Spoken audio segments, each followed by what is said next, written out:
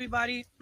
I'm happy to be here, not by the rain, but literally to do something that needs to be done on the island. Uh, while I was a member of Congress, we took this fight like the resident commissioner is doing it today because the people of Puerto Rico receive less than an average American citizens regarding the food safety. And we're not talking just about receiving federal funds. Let me tell you one of the main differences between the NAP program and the SNAP program.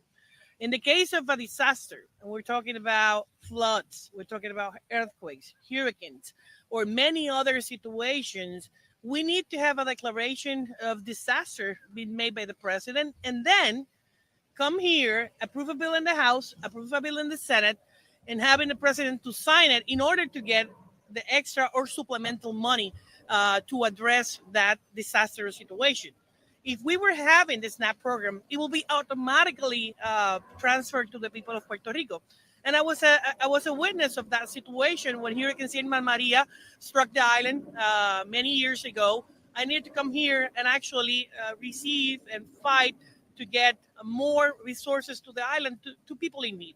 So this program, it's important to the development of families. It's important to the development of elderly people on the island. Right now, 1.2 million Puerto Ricans receive this program. We're talking about $2.9 million, $2.9 billion annually that this program shares to the island. So what we did in the past was trying to get a broad effort from different organizations that like the ones that we're seeing here today, and I want to thank them for continuing this fight in order on behalf of the Puerto Rican people. And I want to thank the resident commissioner as well for doing this, for stepping forward and looking for those co-sponsors who in the past supported our bill, and now the new members that are supporting this bill. This is an issue of Puerto Ricans. This is an issue of integrity. This is an issue of having food security on the island. And when you're living in an island that imports more than 90% of the things that we consume, this program is vital. It is important. So I believe that as Americans, we deserve the same access to the federal government. The reasons for Congress not to pass this in the past was because of the cost of it. So there's a recent study from USDA in 2022 that says that a transition program should be having at least 10 years. So I agree with the resident commissioner on the new provision. The difference between this bill and the ones that we filed for is that this one is taking into account the recommendation of the USDA saying that the island of Puerto Rico may need up to 10 years to do the formal transition. Although my administration on the island as governor, we are working hard to make that number really low. That will also provide budget neutral situation, so it wouldn't cost more money during the period of 10 years. So I agree with the new provisions on the bill. I believe this will help uh, get us that transition with digitalization, using technology in the local Department of Family. We're working hard to make that transition occur. Our people have been trained, and we are actually having some other provisions that we are incorporating locally, so we will be ready once this bill is approved. And one of those is the employment and training program that I'm looking forward to enhance and allow greater job and education opportunities for all those people on the island receiving the NAP program. So I believe that that will bring us closer to the SNAP program. I want to thank Representative Don Bacon, Brian Fitzpatrick, Mike Lawler, Maria Elvira Salazar, who in the past co-sponsored this bill, and they agree to sponsor this bill as well, helping the Puerto Ricans on the island, as well as the members that co-sponsor that were part of that effort before. Same thing at the Senate side. This is not an issue of the resident commissioner or as me as a governor. This is an issue of Puerto Ricans. How many Puerto Ricans left the island and moved to Florida, to New York, to Texas, and many other jurisdictions just because they're being treated differently on the island? So that's the reason I'm here today. I'm going to support this legislation. The government of Puerto Rico is full back in the resident commissioner in this effort. I want to say thank you to Salud Carvajal, which has always been a great champion for the people of the island. And again, now I'm going to say it in Spanish. Para nosotros los puertorriqueños, el issue de la transición del programa de NAP to SNAP es vital. Esto no es un issue que divida al comisionado y a mí como gobernadora.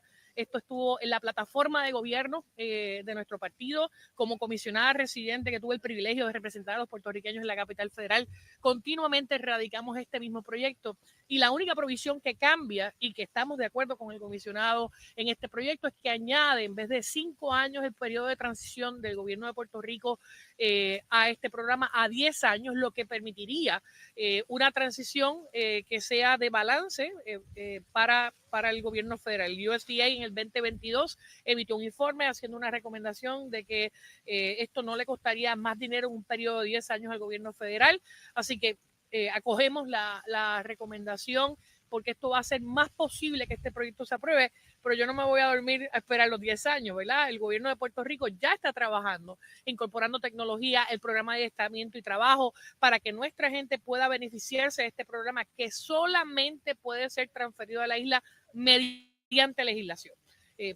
Por eso es que este proyecto es tan importante y que se pueda aprobar de manera bipartita, como en efecto tenemos miembros de la Cámara de Representantes republicanos y demócratas que estamos detrás de este proyecto. Desde el día 1, cuando el comisionado y yo nos reunimos, le dije que yo iba a respaldar todas aquellas medidas que había radicado como congresista y como gobernadora no puedo hacer menos. Y le agradezco a él que haya tomado, ¿verdad?, el liderato para volver a radicar esta pieza con los nuevos cambios que tanto bien le van a hacer a Puerto Rico. Y agradezco a todas las organizaciones que están aquí y a aquellas otras que en el pasado también han colaborado con nuestra isla por mantener esa lucha cuando no se tienen 2 senadores y 5 congresistas. El momento para unirnos y luchar por este esfuerzo es ahora. Así que le agradezco a todos los que están aquí y ciertamente al comisionado residente. Well, this is where I have the run of the show. But if I'm not mistaken, Representative Carvajal will now share a few remarks. Thank you, Resident Commissioner Hernández and my good friend, Governor Jenniffer González Colón. I'm here to support Puerto Rico. You might be saying, why is the guy from California here? I'm here because this has been far too long an inequity. There's been a lack of parity, and the people that are losing out are other United States citizens. And we need to make it right. I would say, ya es tiempo, ¿no?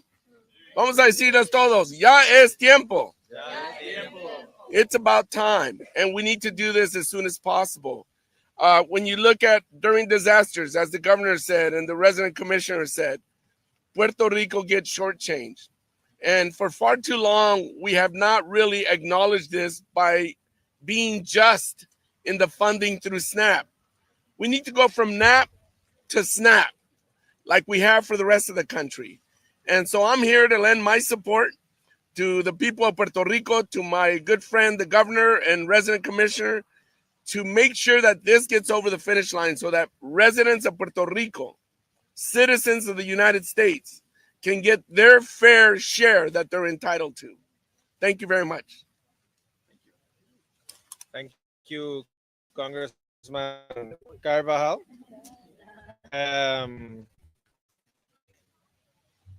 Now, I would like to ask Lilian Rodriguez Lopez, Coalition of Food Security of Puerto Rico, for some brief remarks. Thank you. I'm sorry. You want to come with me? Come with me. No more. So, good thing I don't have paper because it would get soaked. The first thing that I want to do is I want to thank the resident commissioner, Pablo José Hernández, for his advocacy and work on this. And I want to thank the governor, Jenniffer González Colón. We have worked together on SNAP-related issues for 7 years, looking not just for Puerto Rico's parity from NAP into SNAP, but also every single time a special appropriation was needed for Puerto Rico, not only because of a disaster, but the COVID pandemic, earthquakes, recession, stimulus. We worked together to make sure that Puerto Rico was not forgotten. And I also want to thank the advocates that are here. I have to recognize them as part of the coalition: Hispanic Federation, Bread for the World, Mazon, the Puerto Rico Food Bank, which is also represented, and Feeding America, for all the work that they've done all these years to make sure that this issue is kept alive. The pictures that you have here, we didn't talk about them. This wonderful older woman moved to Puerto Rico after her daughter died in a car accident so she could raise her 2 grandchildren. She is a NAP recipient in Puerto Rico. This gentleman is a veteran. Not only was he a veteran, but when time came, he encouraged his son to also serve in the military. And when we spoke to him, one of the things he said was, I didn't have to do that, but I have a belief in this country as an American citizen that we should serve. Why does this country not believe in us in the same way and give us parity around nutrition benefits and put us in SNAP? And you see, this wonderful woman is a working mom, and she is the mom of 3 daughters. You're going to hear a lot of things as we progress around this bill. This bill works. This bill answers a lot of the questions that Congress had about Puerto Rico's readiness and opportunity to enter into SNAP. It is not automatic. It is not immediate. We are talking 10 years. And as the governor already mentioned, steps and measures have been underway to create not only the knowledge around what the transition would look like, but actual programs and work to get us ready. When you start reading news reports that say we're not ready, that's why it's a 10-year transition. When you hear, will Puerto Rico be ready for error rates? We have 10 years to prepare. I hope the other states take it as seriously as Puerto Rico will take it. When you hear about workforce development, there is already a pilot. This is about parity and equity for American citizens residing in Puerto Rico. It is one of the most critical issues that we face because it is actually a human necessity: food and nutrition. And on a final point, I want to say this because I love Puerto Rico, but I have never had the benefit of living there full time. I'm from La Patria Extendida. I was taken to New York and raised in New York, but I have no less love and commitment for my homeland and the place that my parents and my grandparents and my great-grandparents loved. I want to be very clear. This is a very critical issue for Puerto Ricans who live in the States. We care about the well-being and the health and the benefits that the federal government provides to people who are living in the territory as American citizens. So thank you always for the energy, the collaboration, the commitment.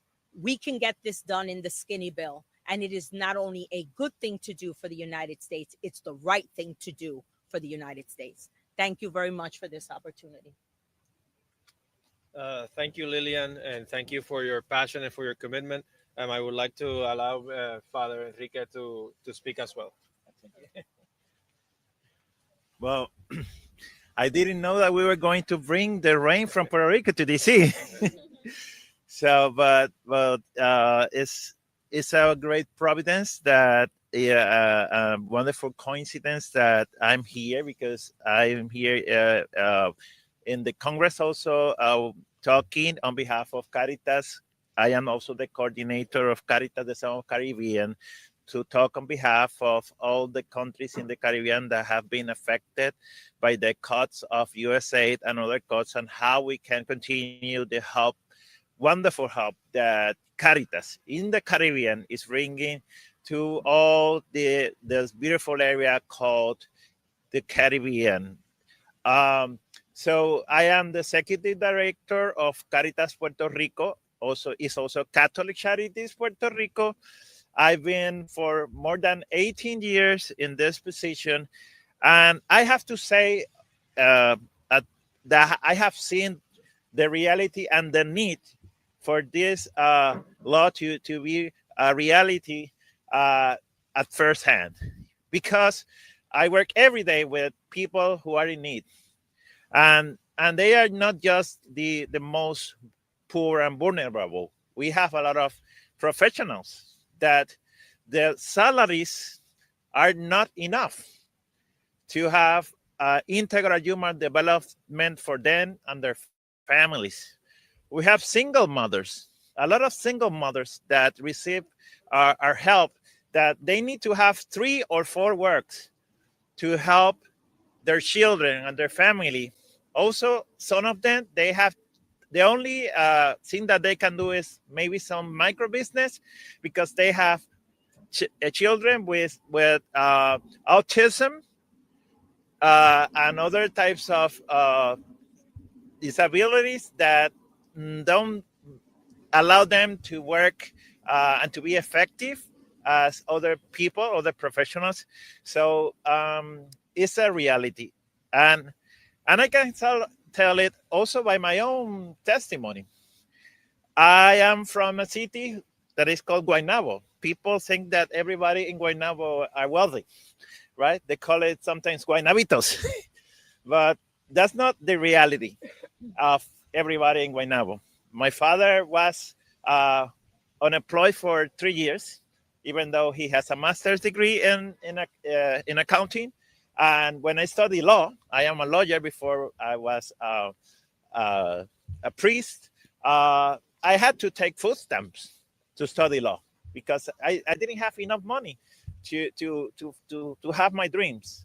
And I received funds from NAP, but immediately when I finished, I had to be outside the program, because they don't allow you to be like the SNAP to be 2 years until you get under a good stability in your work or in your life, right? And that's the problem. The NAP doesn't allow the people to get out of the circle of poverty, because the NAP is just a block grant that, and I've seen it as an employer. You have someone working part-time. He or she is a great employee. And when I say, okay, I want to have you full-time. They say, no, because I could lose my benefits in NAP or other type of benefits, because that's the way NAP works. If we have SNAP, we could help these families to be self-sufficient. That's why I'm here. And I feel really so happy to be here. And what I see today, the governor, the commissioner, resident commissioner working together, even though they are from different political parties, this is beautiful. This is what we need to do. We need to put Puerto Rico first. And the people, that's why I'm here, as a director, as a priest, and as a Puerto Rican. And so I feel so happy that this is happening. I could tell, and I can tell that this is very important moment in our history, and I hope other congressmen and other people in the United States understand the importance of this. Gracias. Me siento muy feliz de estar aquí y que Dios les bendiga siempre. Thank you, Father. Now we will open it for Q&A.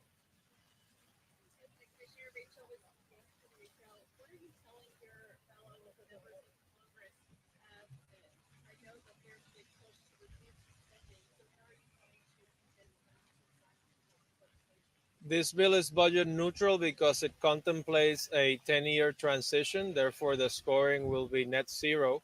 We are also saying, this is a matter of social justice, but this is also an incentive for people to work, because SNAP would allow for higher income limits, therefore enabling